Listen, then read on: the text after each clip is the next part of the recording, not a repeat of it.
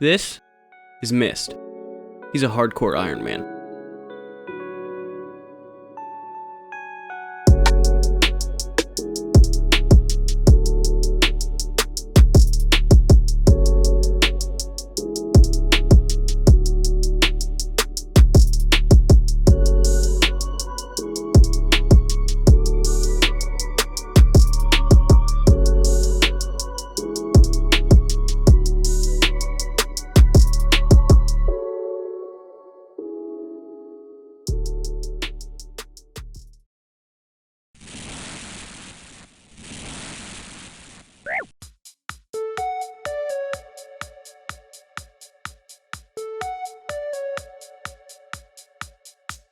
I started this series with one big goal in mind: complete the collection log while maintaining the integrity of this account as a hardcore Ironman.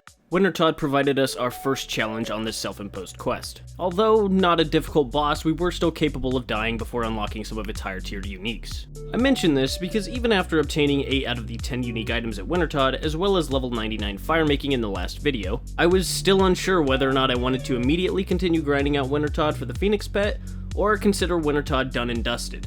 At least for the time being, so we can move on to more progressive content. The choice ended up being pretty obvious. Sure, the quality of regular drops won't be as substantial without any additional scaling levels, but that's besides the point in regards to our main goal. At level 99 firemaking, Wintertodt has never and will never be any easier than it is right now.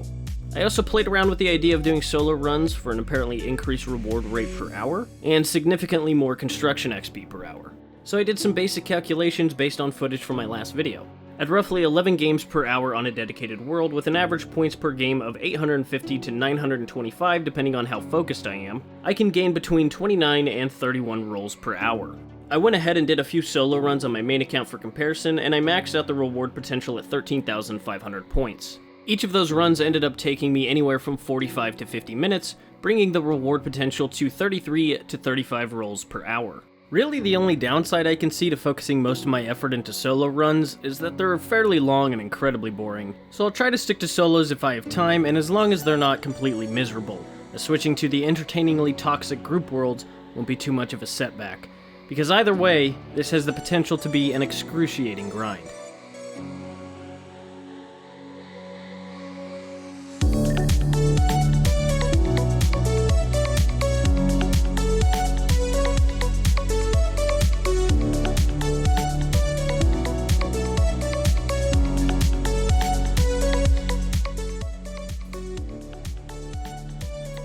Okay, first tome of the video, third overall, coming in at 561 KC.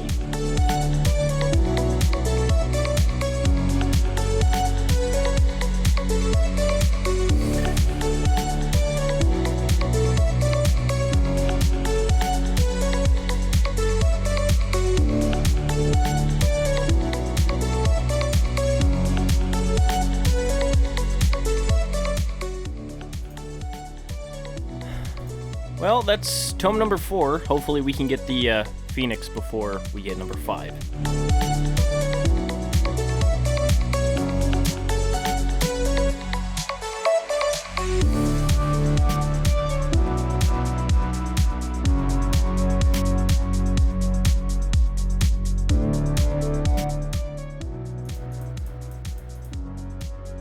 Of course we get another tome. Of course we get another tome.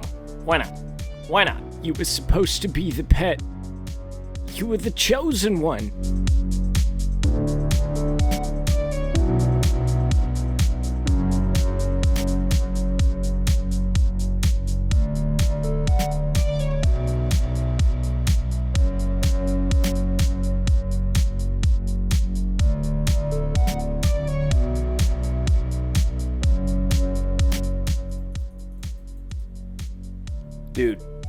Dude, I don't need another one of these.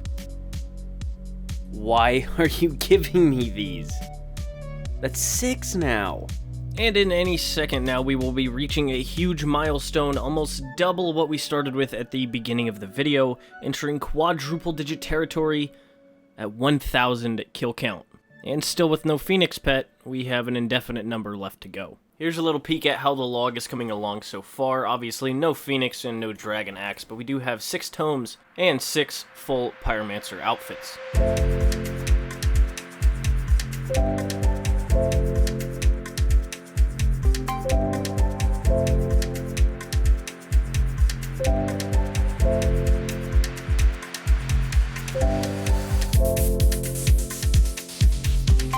I've run out of food, so I'm gonna have to get some unplanned cooking levels, which isn't obviously a bad thing, it's just I didn't expect to be here this long. We managed to get ourselves 14 cooking levels. I am finishing up with the tuna here, so hopefully this will all be enough food for the rest of this grind.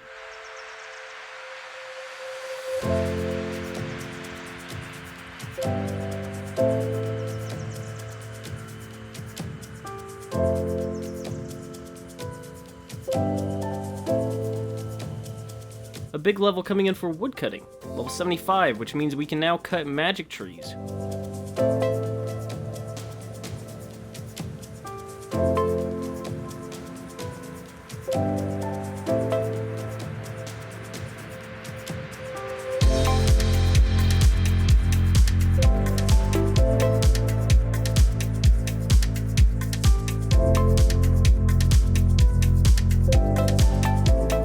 So I guess a pretty big fletching milestone coming in, even though we will be doing little if any PKing. But level 80 means that we can now make ourselves the magic short bow. Probably going to be using this as a way to make some money by alching them after doing some fletching training. Okay, now this tome I'm actually excited about because I've been doing a little bit of thinking and I want to do a giveaway of all the tomes since I really only need one of them. And here we go, construction level. Nice.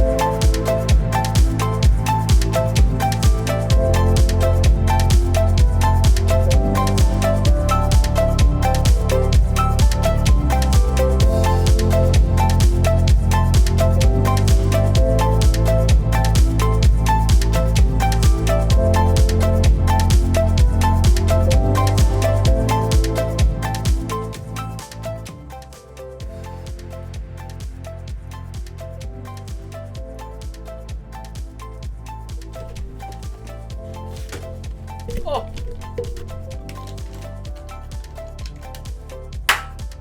Oh, is that it? Did I think I just got it. Oh my god, finally! Oh my god, I've been doing this for a month. Holy shit, dude. Holy shit. 1785 KC. Absolutely ridiculous. Oh, I finally got this motherfucker. Okay, so 1785 KC puts me at rank 71 for hardcore Wintertodt KC. Let's check out the bank tab.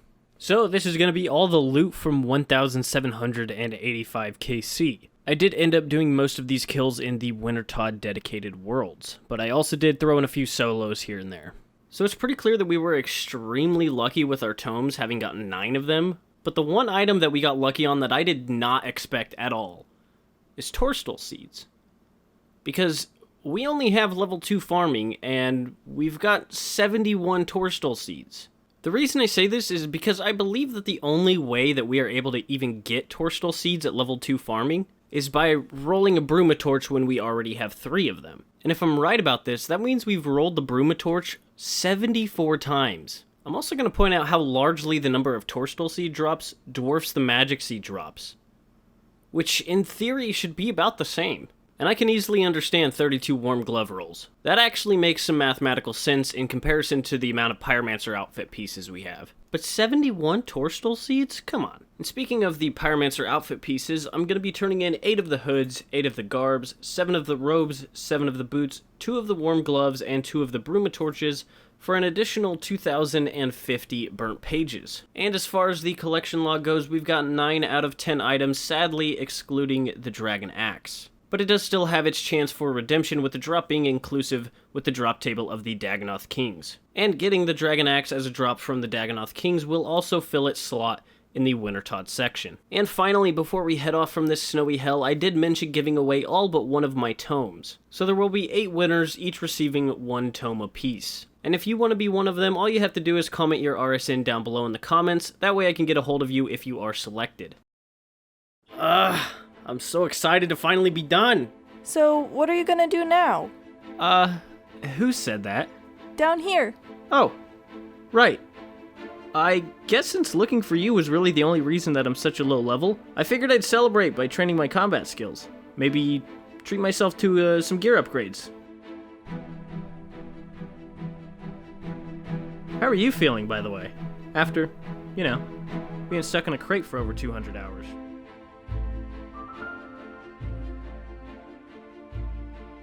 To get started raising my combat levels, I'm going to be turning my eye once again onto quests. Most notably Witch's House, Death Plateau, Waterfall Quest, Tree Gnome Village, Fight Arena, and the Observatory. In total, we should end up with 6,325 hit points XP, 40,375 attack XP, and 13,750 strength XP just from the quest rewards alone. However, 3 of these quests require that we kill a boss in order to complete it and claim our reward, but all of them are able to be safe spotted at least in some respect. So our first stop will be the magic shop in Arceus, to buy some runes so that we stand a chance when fighting these bosses. Alright, that should be more than enough runes. Let's head over to Port Piscarilius to start Queen of Thieves.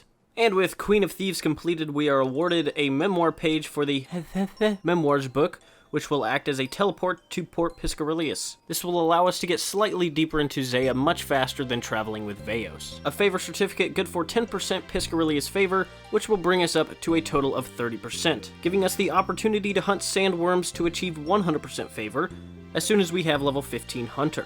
And lastly, 2,000 Thieving XP, which will bring us up to level 25, unlocking the ability to steal from the fruit stalls found in the Hosidius market with the additional requirement of 15% Hosidius favor. We're actually going to go all the way and get 100% Hosidius favor, starting by plowing the fields in South Hosidius until 6.5% favor. And level 3 farming. I don't know that I got level 2 on camera. Alright, that is enough of plowing fields. Now to get the rest of the way to 100%, I'm going to be combining the 935 saltpeter that we got from Wintertodt with 935 compost that we can buy from the farming shop in the Hosidius market to make sulfurous fertilizer, which will give us 2 XP per fertilizer made, bringing us all the way up to level 13 farming.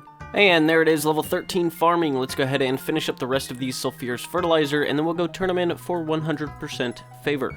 Alright, there is 100% Hosidius favor. So now that we passed the 15% Hosidius favor requirement for stealing from the fruit stalls, we're going to go train our thieving up to level 45. This is our fastest training method until level 45, where so long as we complete the feud quest, we will unlock blackjacking. And there is level 45 thieving. We can now get into blackjacking once we've completed the feud quest. Okay, so now we're going to go knock out 5% Shazian favor. That way, once we are able to, we can kill lizardmen.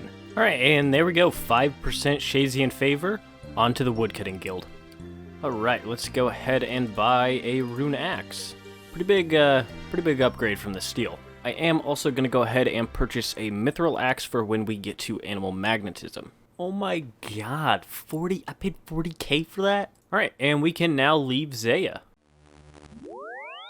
I'm going to go ahead and start Dragon Slayer to gain access to the anti-dragon shield, which will help us with our magic accuracy while still giving us relatively the same melee defense. I also apparently forgot to talk to the Mage of Zamorak in Varrock after talking to him in the Wilderness last episode. Hello, Museum. I'd like to claim my 9 free Hunter and Slayer levels, please. Alright, and there we go, level 9 Slayer and level 9 Hunter. Let's go grab the anti-dragon shield from Duke Horatio. Lots of benefits over the Iron Square shield. No negative magic attack bonus and a little bit of magic defense bonus. Next up we have the Feud quest. It doesn't help us gain any notable XP, but it does have 2 very important unlocks. Blackjacking, which will be our primary thieving training method pretty much up until level 99, and the Adamant Scimitar. And magic level 27. And our first hit points level since episode 1 coming in with level 17. And once we kill this guy, he should drop the Adamant Scimitar. Oh, there it is, Adamant Scimitar. We can't wield it yet, but it is nice to have at such an early level. Alright, and that is the Feud quest complete. We are awarded 1 quest point, 15,000 thieving XP, which should bring us up to level 47. The ability to now Blackjack, which again is going to be our fastest training method up until pretty much level 99, and the Desert Disguise, which I don't really think has any purpose after this quest. And let's not forget the Adamant Scimitar, which is such a beautiful, beautiful reward to have at such a low level. Coming up on Rune Essence Mine, 2 of 3 for the Enter the Abyss quest, we're going to be teleporting there via our good friend Cedrador. I'm headed to the charter crew members at the south end of the Port Sarim docks. I'm going to be buying some glass-making supplies so that we can get to level 16 crafting. Yeah, I got a delivery here for 1 red berry pie for a Mr. Thurgo. So I guess we gotta come back to Falador to steal a portrait of the sword so that Thurgo can make it, but while we're here, let's go ahead and complete Black Knight's Fortress. Alright, and there is the Black Knight's Fortress quest complete. We get 3 quest points and only 2,500 coins. Yeah, I got a sword delivery here for Mr. Squire. And the Knight Sword is now finished. We are awarded 1 quest point and 12,725 smithing XP, which will bring us all the way up to level 31 smithing. We're going to go ahead and get level 16 crafting here in Falador, just because it'll be convenient, and then once we can make our way up to Seer's Village to complete Murder Mystery, we'll be able to hit level 20 before Elemental Workshop, and there is level 12. And that should be everything I need to do in Falador before moving on to Taverley. I've got some extra cheese in my inventory just in case I severely fuck up Witch's House. And our first stop in Taverley is to trade Jatix to get a Pestle and Mortar and some Herblore supplies. And now it is time to actually get some hit points levels by completing Witch's House. Alright, and there is the Witch's House quest complete. We are awarded 4 quest points and 6,325 hit points XP, and that brings us up to level 27 hit points. Next on our list, we're going to head north to Burthorpe to complete the Death Plateau quest and get some attack XP. Alright, and to start Death Plateau, we just need to talk to Denulth in the Burthorpe camp. Alright, and that is the Death Plateau quest complete. We are awarded 1 quest point, 3,000 attack XP, which brings us up to level 20, and we can now use that Mithril Scimitar that we've had in our bank, Steel Claws, the ability to make claws, and the ability to wear climbing boots, which are our current best in slot for strength. Oh yeah, exam? Took like 5 seconds. Sweet. You know what, I'm thinking Herblore still. Just, just in case. And Herblore level 15. But now that the quest is complete, let's go back to Tenzing and get our climbing boots. Fishing Contest is a quest that is a prerequisite to the Freeing the Mountain Dwarf subquest of A Recipe for Disaster. It'll also bring us to level 20 fishing, which then we can start fishing trout. Tell you what, that quest is a pain in the ass to get started. Before we continue on with Fishing Contest, we're going to complete Murder Mystery and Elemental Workshop 1 here in Seer's Village. And there is the Murder Mystery quest complete. We get 3 quest points, 2,000 coins, and 1,406 crafting XP, which I thought was supposed to bring us up to level 20, but it didn't. But I have more stuff in the bank to make glass and get that crafting up to 20 so we can actually do Elemental Workshop 1. Okay, there we go, much better. Hey, there's an attack level. You know what, it'd probably be easier to do this with magic, right? You stay right there. I'll be back, and I'll be back with something that I can actually kill you with. And there is level 29 magic.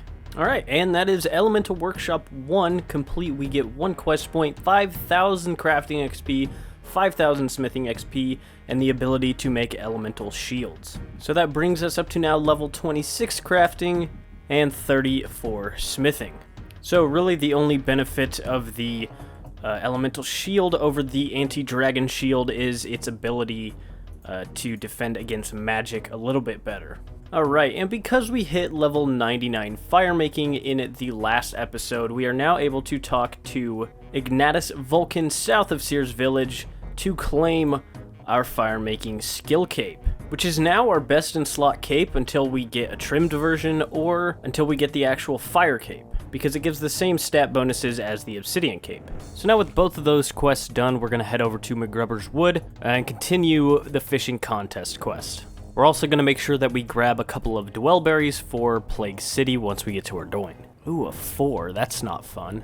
Okay, next stop, Fishing Guild. Alright, we won the contest. Let's go back to the dwarf north of Catherby, and then we can finish up this quest. Get to level 20 fishing. And that is the fishing contest quest complete. We get 1 quest point, 2,437 fishing XP, and access to the tunnel shortcut under White Wolf Mountain, which means that we can now do the Recipe for Disaster subquest freeing the mountain dwarf once we have finished Recipe for Disaster, another cook's quest. And our fishing is now level 20. We are now south of the coal trucks, which are west of Sears Village, to start Dwarf Cannon. This is a huge quest because it unlocks the Dwarf Multi-Cannon, but we're only going to complete about half of it right now until we can get back over to Falador. Ooh, we gotta start Waterfall Quest. We gotta start Waterfall Quest. Now we gotta start Waterfall Quest. Did you fucking fart? Okay, like I said, we will get back to this once we can make our way over to Falador and then back over here to finish the quest. But for now, we're going to move on to the heavy hitter quest of this episode, and that's going to be the Waterfall Quest, which gives you a lot of attack and strength XP, which we desperately need. Okay, so what we're going to do is we're actually going to leave this quest just for a little bit, since we have to go to the Tree Gnome Village anyway. We're going to go there, complete the Tree Gnome Village quest, and then come back and finish the Waterfall quest. So we're going to cut through Ardoin, basically ignoring everything that's there, and just make our way south to the Tree Gnome Village. So yeah, I could have sworn there was a bank. No? There's no bank here? Well, I mean, I get, alright, well, that kind of dampens my plans a little bit. We'll start the quest anyway, that way we can get in and out pretty easily. Now, I believe we hit level 29 magic just a little bit ago, which means we have unlocked the Earth Bolt spell, which is obviously going to be better than the Water Bolt spell. Okay, now I have everything from the bank. Let's go back and finish Tree Gnome Village. Oh, okay, yeah, Genie, absolutely. Thank you very much. That is 2 XP. Random events this episode. Alright, and that is the Tree Gnome Village quest complete. We are awarded 2 quest points, 11,450 attack XP, which brings us up to level 32. So we can now use that adamant scimitar that we have in our bank from the feud quest. And we also get a gnome amulet of protection. And then one thing it doesn't mention on here is we can now use the spirit trees for transportation around Gelinor, which will be nice, because now I can basically get across the map without having to worry too much about teleports. Let's see if we can go to the Grand Exchange. Oh, hell yeah. Cool. Okay, we're going to bank some items here at the Grand Exchange, since it's basically the closest point to a bank that we can teleport from the spirit tree over here. And we're only going to take stuff that we need for the Waterfall quest. Let's go ahead and use our lamp. Since we can't bank it anyway, we'll go ahead and use it on Herblore once again. Should give us 150 Herblore XP, which will not get us a new level, but it will get us very, very close. Okay, that should be everything we need to finish up the Waterfall quest.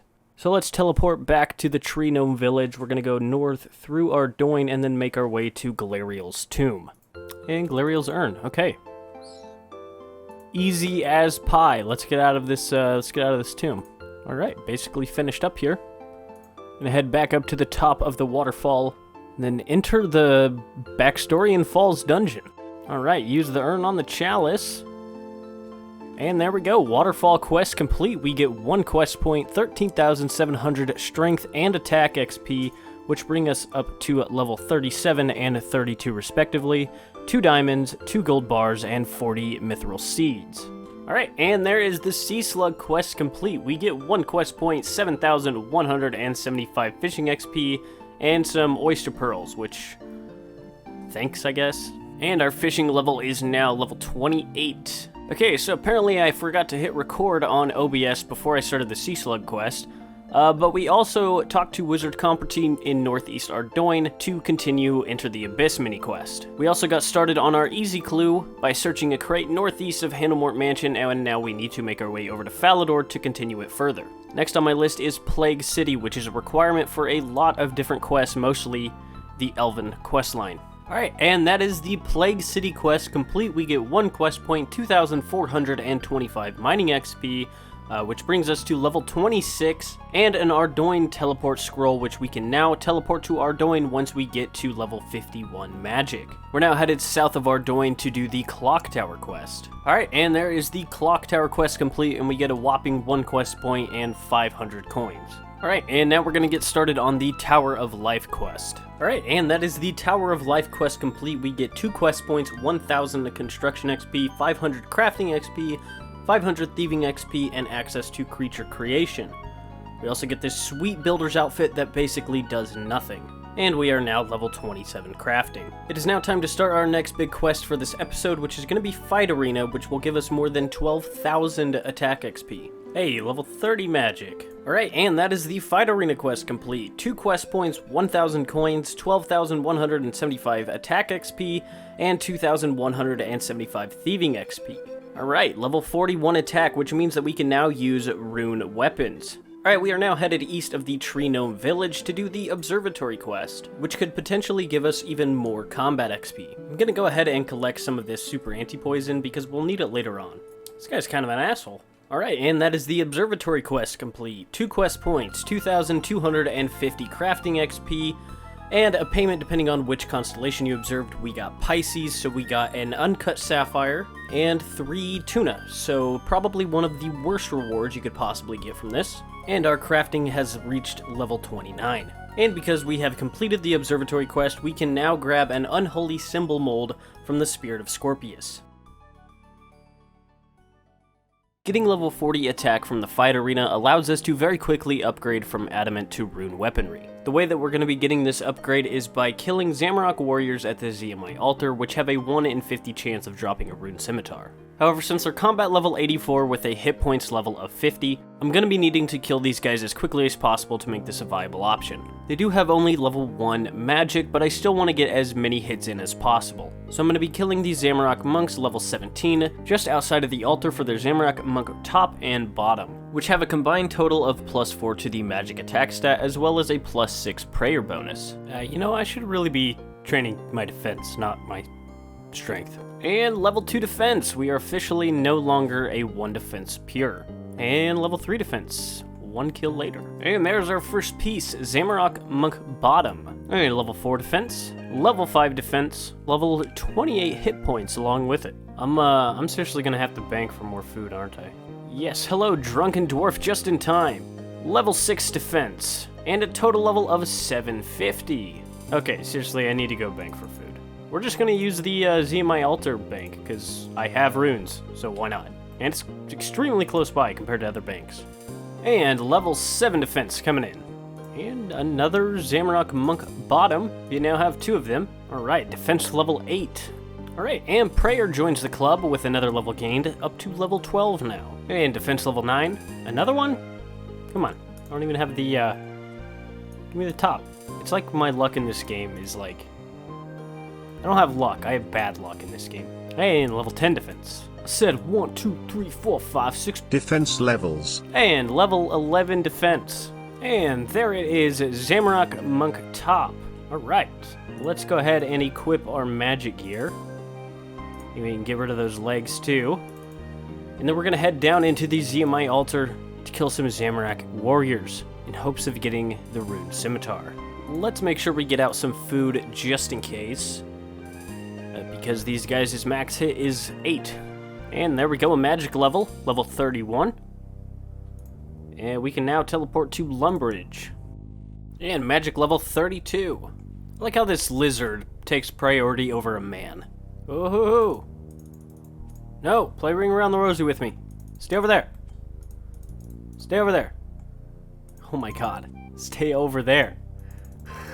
No. Alright? I don't know what happened there. No, don't walk out there. Idiot. Ooh, some lobster. It's a food upgrade. And magic level 33 coming in. We can now use telekinetic grab, I believe. Yep. Stay over there, please. Oh, alright, you know what? I'm just gonna tank him. Fuck it. Or maybe not. Who knows? That's probably a bad idea. Oh! I got it. Okay. Yeah. Cool. If I just do something like that, I got him. Yeah, hell yeah, the lizard's helping me out. Don't steal my kill, though. The lizard's gonna show up with a rune scimitar and be pissed. And hit points level 29. Magic level 34. One more level until we can upgrade our spell to Firebolt. Ooh, and there's a steel scimitar. Not the scimitar that we're looking for, but a scimitar nonetheless. Hey, level 35 magic, which means that after this kill, we can go grab our Staff of Fire and start using Firebolt. Oh, I'm liking that. Oh, Adamant Longsword. Okay. And magic level 36. Does that unlock anything? Not yet, but we do get a steel scimitar. That is the second one that we've gotten. Was it worth eating that tuna to pick it up? Probably not. And we've got hit points level 30. And magic level 37. I believe we can now use a Falador teleport. Oh, and there it is, the big boy, Rune Scimitar. Come here. Oh yes, and we can wield it. What a wonderful time to be alive. And exactly on drop rate as well. Alright, so we have done it. Upgrading from a steel scimitar all the way up to a rune scimitar in one episode. Hell yeah. That's what I'm fucking talking about. Yes, dude, that's such a good upgrade. Oh, yes.